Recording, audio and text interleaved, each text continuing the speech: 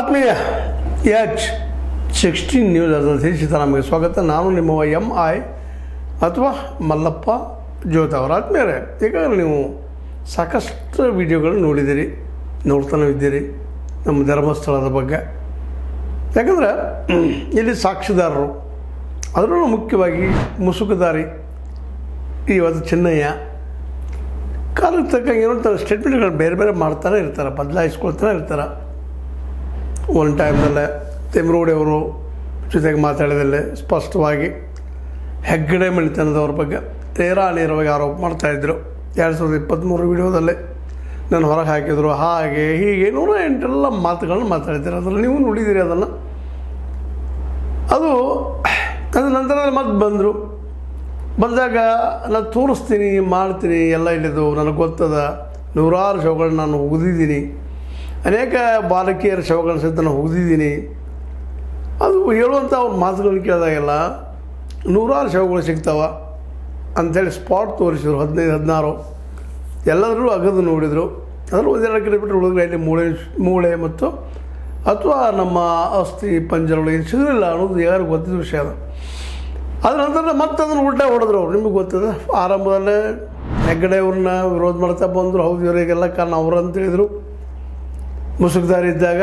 ಯಾವಾಗ ಮುಸುಕು ಹೋಯ್ತೋ ಚೆನ್ನೈನಾದನು, ಆಗ ಇಲ್ಲ ನನ್ನ ತಂದವ್ರು ತಿಮ್ರೋಡಿ ಮತ್ತು ಮಟ್ಟಣ್ಣವರು ಅಂತೇಳಿ ಉಲ್ಟಾ ಹೊಡೆದ್ರು.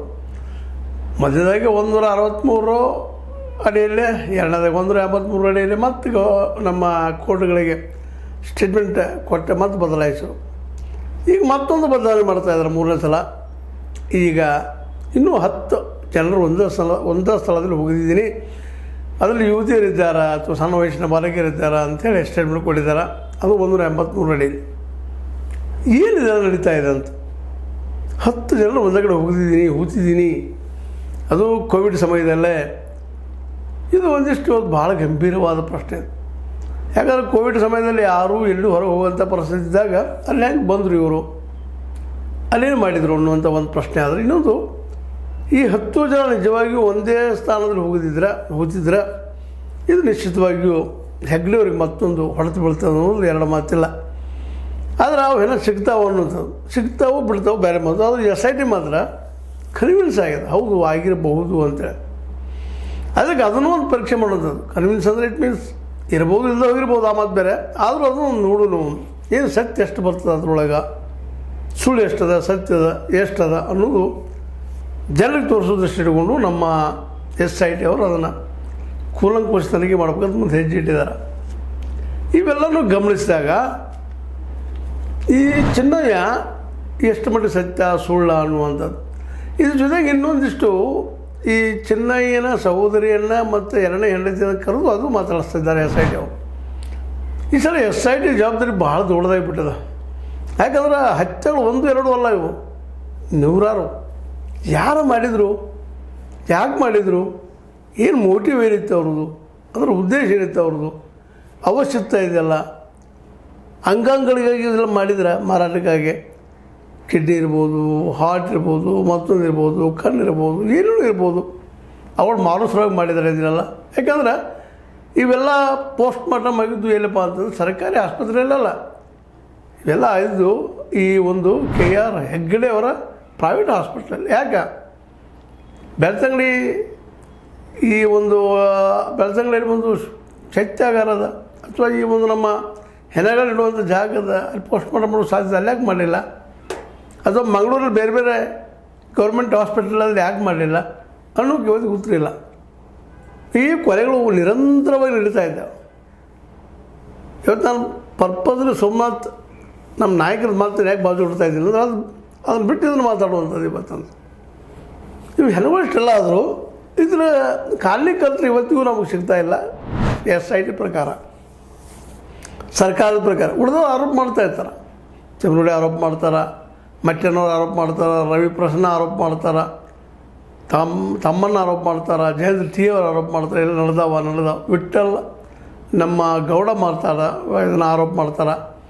ಮತ್ತು ಅವ್ರು ಹುಡುಕಿ ಕೊಟ್ಟರು ಶವಗಳನ್ನು.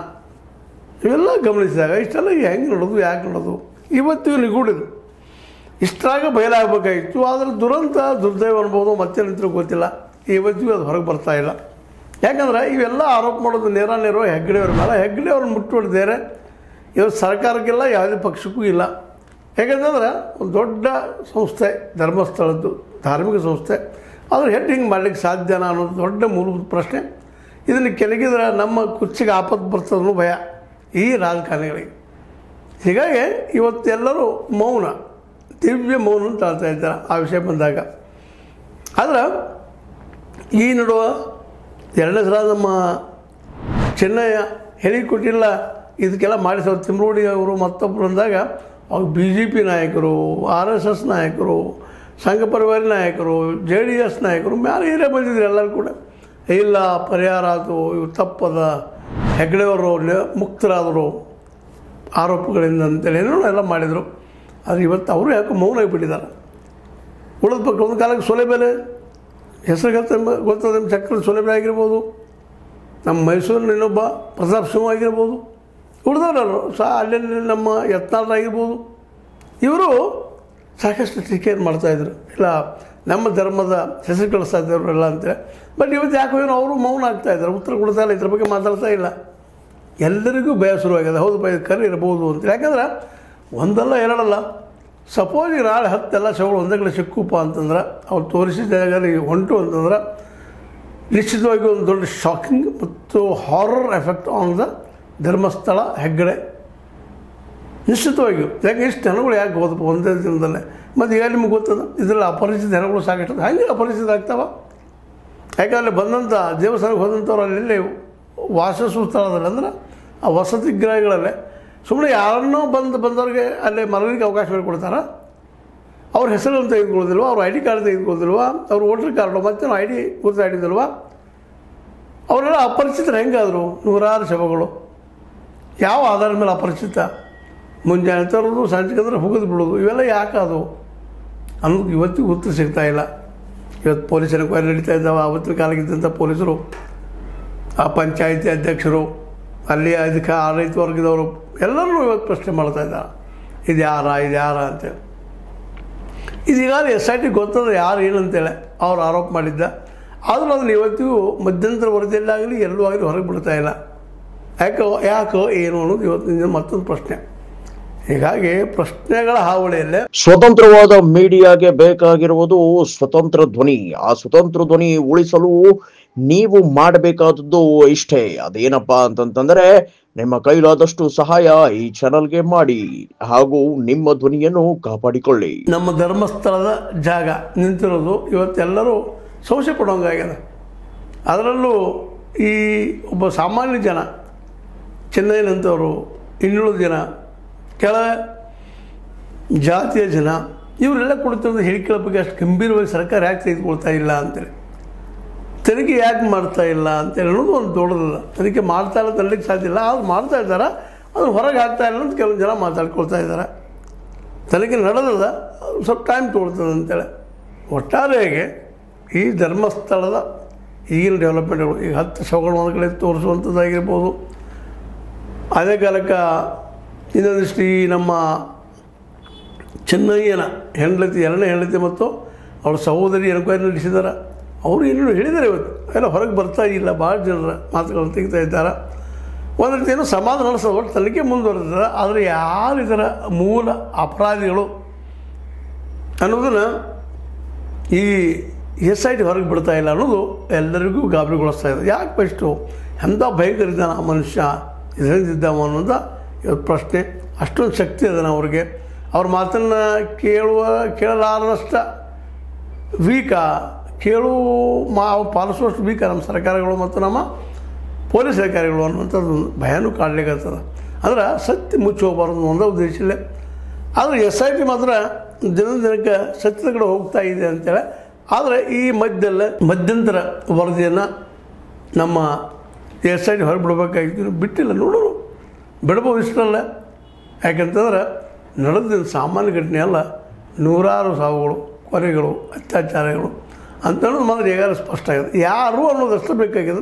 ಈಗಾಗಲೇ SIT ಗೊತ್ತಾಗಿದೆ ಯಾರು ಅಂತೇಳಿ. ಅವ್ರು ಯಾಕೋ ಹೊರಗೆ ಆಗ್ತಾ ಇಲ್ಲ ಅದನ್ನ ವಿಷಯ. ಆದರೂ ವಿಚಾರ ಮಾಡೋಣ, ನೋಡೋಣ ಏನಾಗ್ಬೋದು, ಯಾರು ಬರ್ಬೋದು ಹೊರಗೆ ಹೆಸರು ಅಂತೇಳಿ, ಯಾರ್ದು ಹೆಸರು ಬರ್ಬೋದು, ಯಾರು ಆರೋಪಿತರಾಗ್ಬೋದು ಅನ್ನೋದನ್ನು ಅಪರಾಧ ಆಗ್ಬೋದು ಅನ್ನೋ ಮುಂದಿನ ದಿನದಲ್ಲಿ ನೋಡ್ಬೋದು ಅಂತೇಳಿ ಒಂದಿಷ್ಟು ಭರವಸೆ ಮೂಡಿದೆ SITಯ ವರ್ತನೆಗಳಿಂದಾಗಿ ಅದರ ಬಾಡಿ ಲ್ಯಾಂಗ್ವೇಜಿಂದಾಗಿ ಅಂತ ಹೇಳ್ತಾ ಇನ್ನು ಎಷ್ಟು ಮಟ್ಟಿಗೆ ಸತ್ಯ ಹೇಳ್ತಾ ಸುಳ್ಳು ಹೇಳ್ತದೆ ಚೆನ್ನಯ್ಯ ಅನ್ನೋದು ಕೆಲವೇ ದಿನದಲ್ಲಿ ಗೊತ್ತಾಗ್ತದೆ ಅಂತೇಳಿ ಭಾಳಷ್ಟು ತಜ್ಞರು ಹೇಳ್ತಾ ಇದ್ದಾರೆ. ನೋಡೋಣ ಅಂತ ಹೇಳ್ತಾ ಇದು ನಿಮಗೆ ಲೈಕ್ ಆಗಿರ್ಬೋದು, ಲೈಕ್ ಮಾಡಿ ಶೇರ್ ಮಾಡಿ ಕಮೆಂಟ್ ಮಾಡಿರಿ. ಜೊತೆಗೆ ಸಬ್ಸ್ಕ್ರೈಬ್ ನಿಲ್ಲಿಸ್ಬೇಡ್ರಿ. H60 ನ್ಯೂಸ್ ಹೇಳ್ತಾ ದೇಶ ತರಮಿದು ಸತ್ಯದ ಕೈಗರಡಿ ವಂದನೆಗಳು.